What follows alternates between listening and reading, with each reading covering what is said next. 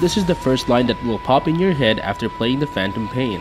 Many have dubbed this the largest Metal Gear Solid game ever. The missing link in the Big Boss saga and the swan song for Hideo Kojima as he departs from Konami.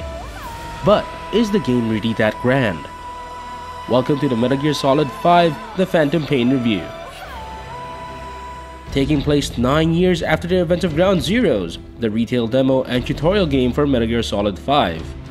Snake wakes from a coma after Mother Base along with his army was ambushed by Skullface and his XOF squad. Snake's first mission is to rescue his partner Kazuhira Miller and start to rebuild their new Mother Base and organization now called the Diamond Dogs. The Phantom Pain initially focuses on revenge, but that changes as you progress. Not the best story in the series, but enough to explain the last few questions in Big Boss's story.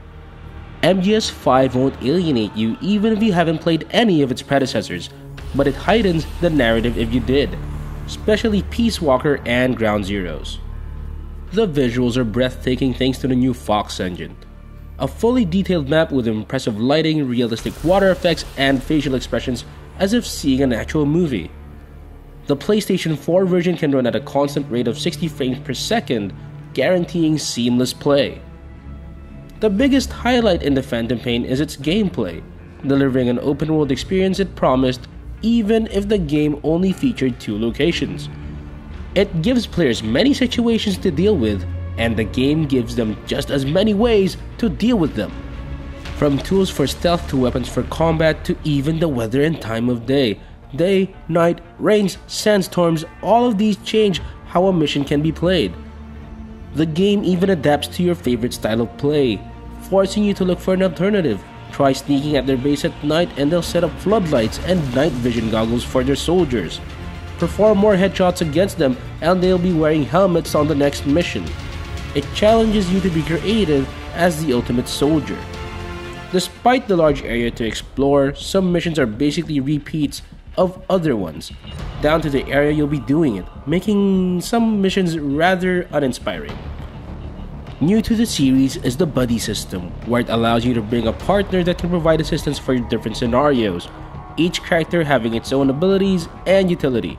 For instance, D-Dog can detect anything if it's close enough, while Quiet can provide covering fire from afar against pursuing soldiers. D-Horse and D-Walker can provide quick transportation, though D-Walker can double as a support for assault situations.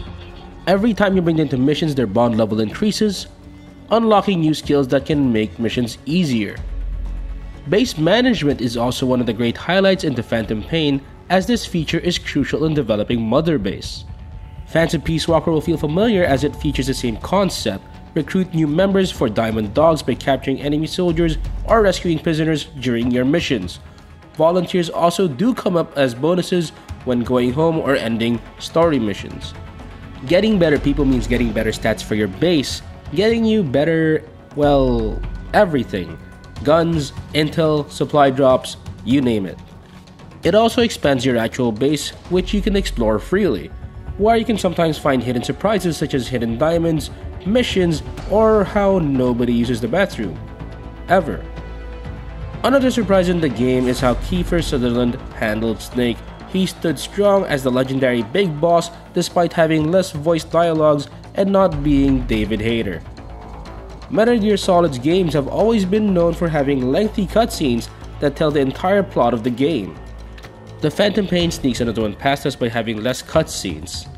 Yes, that's right, less cutscenes and more gameplay. Yet each scene has incredible cinematography that helps flesh out the story. Unfortunately, less cutscenes have also affected much on the narrative, causing the story progression to be a bit underwhelming. For those of you who might suddenly miss sitting through somebody else's conversation, cassette tapes are there to have your fix. In fact, you can even have it playing while doing your usual sneaking around missions for your background noise.